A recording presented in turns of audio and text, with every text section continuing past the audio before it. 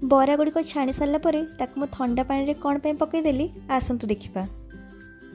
किसी गोटे फेस्टिवल हेले आम घर यहाँ तैयारी होगा बहुत कमन। प्रथमे मु बिरी को 2 घंटा बतुरे नेली ताकू ग्राइंड कर सारी से गोटे बड़ स्पून सुजी आ लुण मिसेली।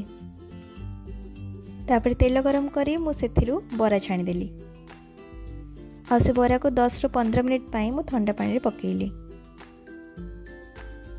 एपटे मम्मी छुंक जहाँ जहाँ दरकार से सब रेडी कर ताकू से दही पानी पकई भलसे मिक्स करने।